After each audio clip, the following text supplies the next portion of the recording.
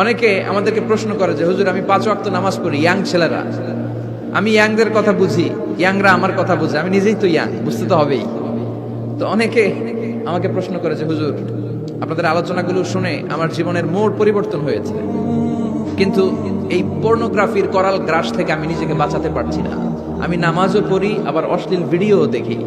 আমি সকালে তওবা করে বিকেলে দেখি, বিকেলে তওবা করে সকালে দেখি। এরকম সমস্যা আমার অনেক যুবক ভাইদের আছে না নাই? তোমাদের যাদের এই সমস্যা তাদের মোবাইলের ওয়েলকামিং নোটে তুমি লিখে রাখবে আল্লাহ ইজ ওয়াচিং মি, মানে আল্লাহ আমায় দেখছেন। তুমি যে ল্যাপটপ ইউজ করো ওই ল্যাপটপের এক পাশে টাইপ করে তুমি লিখে রাখবে আল্লাহ সুবহানাহু ওয়া তাআলা ইজ ওয়াচিং মি, তিনি আমায় দেখছেন, তিনি আমাকে প্রত্যক্ষ করছেন। পৃথিবীর কেউ দেখে না, দরজা বন্ধ করে লাইট অফ করে জানালার পর্দা নামিয়ে দিয়ে একা একা লুকিয়ে লুকিয়ে অশ্লীল ভিডিও আমি দেখছি, কেউ দেখে না, দেখে কে? এজন্য আল্লাহর ভয়টা মুমিনের অন্তরে সব সময় থাকা চাই। আল্লাহর ভয় যদি কোনো মুমিনের অন্তরে থাকে, সে মুমিন কখনো পথ ভুলে যায় না, ঠিক কিনা? আছে পর্নোগ্রাফির সমস্যা, এটা জাতীয় সমস্যা বাংলাদেশের। বাংলাদেশের জাতীয় রোগের নাম ডায়াবেটিক্স। জাতীয় রোগের নাম কি? আর যুবকদের জাতীয় সমস্যা হচ্ছে কি? পর্নোগ্রাফি। স্মার্টফোনগুলো আমাদেরকে স্মার্ট না বানিয়ে আমাদেরকে শেষ করে দিচ্ছে, ঠিক কিনা? এজন্য আপনার একটা শক্ত সিদ্ধান্ত পারে আপনাকে জান্নাতি বানাতে, আর আপনার দুর্বল সিদ্ধান্তটাই আপনাকে জাহান্নামী বানানোর জন্য যথেষ্ট। এজন্য মুমিন মাত্রই তাকে বিশ্বাস করতে হবে আল্লাহ ইজ ওয়াচিং মি। কি বিশ্বাস করবেন? আল্লাহ ইজ ওয়াচিং মি, আল্লাহ আমায় দেখছেন। কেউ দেখে না, কারো দেখার দরকার নাই, কিন্তু আমার আল্লাহ দেখে, ঠিক কিনা?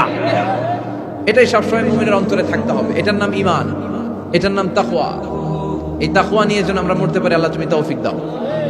ঈমানের সাথে যেন আমাদের মৃত্যু নসিব হয়, তুমি তৌফিক দাও। বিশ্বনবী সবসময় দোয়া করতেন আল্লাহুম্মা জাল আল্লাহুম্মা রযুকনা হুসনাল খাওয়াতিম, হে আল্লাহ তুমি আমার শেষটাকে ভালো করো, কারণ সব ভালো তার, শেষ ভালো যার। এরকম অনেকে আছে আজীবন ইসলামের পক্ষে ছিল, কিন্তু শেষকালে মুরতাদ হয়ে মারা যায়, আছে না নাই? আবার অনেকে আজীবন ছিল কাফের, মুশরিক, ইসলামের শত্রু, নাস্তিক, কিন্তু শেষকালে কালিমা পড়ে মারা যায়, আছে না নাই? উমরে ফারুক উবাই ইবনে কাব রাদিয়াল্লাহু তাআলা আনহুকে জিজ্ঞেস করলো, ইয়া উবাই মা হুয়া তাকওয়া? উবাই, তাকওয়া কি? হোয়াট ইজ তাকওয়া? What is the definition of তাকওয়া? উবাই ইবনে কাব প্রশ্নের উত্তর না করে ওমরে ফারুককে আবার প্রশ্ন করে বললেন, আমা সালাকতা তরিকান যা শাউক? হে আমিরুল মুমিনিন, আপনি কি কাঁটাযুক্ত কোনো রাস্তা দিয়ে, এমন রাস্তা যে রাস্তা ডানে বায়ে সামনে পেছনে ক্যাকটাসের গুলমলতা, খালি কাঁটা, এই কাঁটাযুক্ত কোনো রাস্তা দিয়ে কি আপনি কখনো হেঁটে যান নাই? ওমরে ফারুক বললেন, বালা, আমি হেঁটে গিয়েছি। উবাই বললেন, ওই রাস্তা দিয়ে হাঁটার সময় আপনি কেমন করে হেঁটেছেন? ওমরে ফারুক বললেন, ইজতাহাদতু ওয়া ইশতাম্মারতু, আমি এমন ভাবে হেঁটে গিয়েছি যাতে আশেপাশে ডানে বায়ে কাঁটা আমার গায়ে না লাগে, আমার জুব্বায় না লাগে। আমার জুব্বাটা ধরে আটো সাটো করে সন্তপর্ণে খুব সচেতনতার সাথে আমি হেঁটে গিয়েছি যাতে কাঁটা গায়ে না বিধে।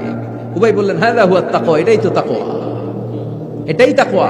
এমন ভাবে এই পৃথিবীতে আপনাকে চলতে হবে যাতে শয়তানের কোনো হাতছানি, কোনো পাপ, কোনো পঙ্কিলতা, কোনো ধরনের অশ্লীল বিষয় আপনার গায়ে পৌঁছতে না পারে, এটাই তাকওয়া। বিশ্বনবী একবার খেজুরের ডালা ভেঙে মরুভূমির মধ্যে একটা দাগ টানলেন, লম্বা দাগ টেনে সাহাবাদেরকে বললেন, হাদা সিরাতুল মুস্তাকিম, এটার নাম সিরাতুল মুস্তাকিম। তারপর ডানে বায়ে দুই দিকে অনেকগুলো ছোট ছোট দাগ কাটলেন, বললেন, হাদিহি সুবুলুশ শয়তান, ডানে বায়ের রাস্তাগুলো এগুলো শয়তানের রাস্তা। ডান দিক থেকে বাম দিক থেকে তোমাকে শয়তান হাতছানি দিবে। গানের কনসার্টে চলো, ওখানে মমতাজ গান গাবে, আছে না নাই?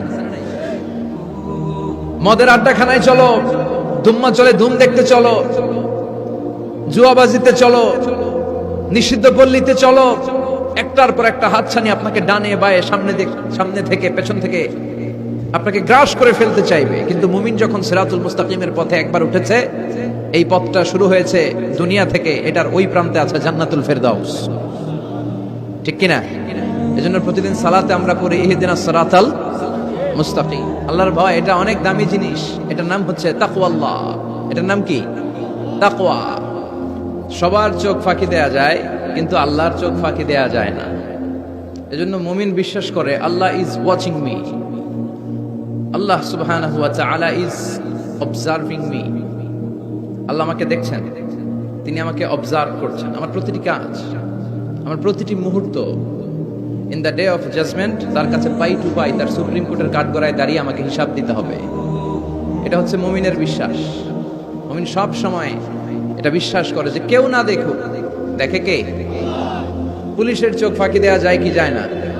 কথা বলেন। পুলিশের চোখ ফাঁকি দেওয়া যায় না? সিগন্যাল দিয়ে রাখছে পুলিশ, যাবা না, হুট করে গাড়ি টান মারছে, কিছু করার আছে? র্যাবের চোখ ফাঁকি দেওয়া যায় কি যায় না? বিমানবন্দরে কাস্টমস অফিসারের চোখ, যারা দেশের বাইরে থেকে আসেন, ইমিগ্রেশন পুলিশরা জিজ্ঞেস করে গোল্ড আছে, গোল্ড কোন দেশ থেকে আসছেন, গোল্ডের বার আছে? তো তাদের চোখ ফাঁকি দিয়ে অনেকে দেশের বাইরে থেকে গোল্ড নিয়ে আসে। কত বড় টাকা আছে না নাই? দেখেন, ওদের চোখ ফাঁকি দেওয়া যায়। পরীক্ষার হলে যারা গার্ড দেয়, তারাও যাতে উল্টাপাল্টা করতে না পারে ম্যাজিস্ট্রেটও লাগানো হয়, ঠিক কিনা? ওই ম্যাজিস্ট্রেটের চোখ ফাঁকি দেওয়া যায় কি যায় না? ফাঁকি দেওয়া যায় না শুধু একজনের চোখ। এজন্য আমি সবসময় বলি যে কেউ যেটা দেখে না দেখে কে? কেউ যেটা শোনে না শোনে কে? আপনি যখন যে মুহূর্তে যেভাবে আল্লাহ তাআলাকে ডাক দেন তিনি শুনতে পায়। নাকি মাঝরাতে ডাক দিলে শোনে না? তুফানে পড়ে ডাক দিলে শোনে না? ভূমিকম্পের মাঝখানে ডাক দিলে উনি শোনে না? এই বিশাল 7 আকাশ, 7টা স্তরের জমিন, এই 7 স্তরের জমিনের নিচে কোন গোপনতম প্রকোষ্ঠে কোন একটা বক্সের ভিতরে যদি ছোট্ট একটা মাকড়সা বা পিপিলিকা হেঁটে বেড়ায়, আল্লাহ বলেন আমি 7 আকাশের উপর থেকে, আমার আরশের উপর থেকে ওই পিঁপড়ার পায়ের আওয়াজটাও শুনতে পাই। এজন্য বিপদে পড়লে, মন যখন বিষণ্ণ থাকবে, দুঃখের সময়ে আমরা চাইবো কার কাছে? সব সময় প্রশংসা করব কার? ইদা সাআলতা ফাসআলিল্লাহ ওয়া ইদা ইসতাআনতা ফাসতাইন বিল্লাহ। যখন সাহায্য চাইবে আল্লাহর কাছে চাও, যখন কোনো কিছুর প্রয়োজন হবে আল্লাহর কাছে চাও। বিষ্ণু বলেছেন তোমার পায়ের জুতার ফিতাও যদি ছিঁড়ে যায়, মুচির দোকানে যাওয়ার আগে, জুতা ছিঁড়ে গেছে, মুচির দোকানে তো যেতেই হবে, কিন্তু মুচির দোকানেও যাওয়ার আগে চাইবা কার কাছে? আল্লাহর কাছে। এটা হচ্ছে মুমিনের বিশ্বাস। অগাধ বিশ্বাস থাকবে তার আল্লাহর উপর। যে কোনো পরিস্থিতিতে মুমিন এটা বিশ্বাস করে যে এই ক্রাইসিস থেকে একমাত্র আমাদেরকে উত্তরণ করতে পারেন একটা সত্তা। চিল্লায় বলেন তিনি কে? এজন্য সবসময় আমরা তার প্রশংসা করব। আল্লাহর প্রশংসা কি কম কম না বেশি বেশি? বেশি বেশি প্রশংসা করলে খুশি হয় কে? লা ইন শাকারতুম লা আযীদান্নাকুম ওয়া লা ইন কাফারতুম ইন্না আযাবি লাশাদীদ। যদি আমার শুকরিয়া করো, আমাকে যদি থ্যাঙ্কস দাও, তাহলে আমি আল্লাহ তোমাকে নেয়ামত যা দিয়েছি আরো বাড়িয়ে দেব। আর এত কিছু দেওয়ার পরেও যদি নাশুকরি করো, তাহলে জেনে রাখো আমার শাস্তি বড় ভয়ানক। আমি আল্লাহ সব সময় ধরি না, ধরলে ছাড়ি না। ধরে ধরে ধরে না, ধরলে আল্লাহ। মনে থাকবে এই কথাগুলো? আল্লাহ ইজ ওয়াচিং মি, মনে রাখবেন।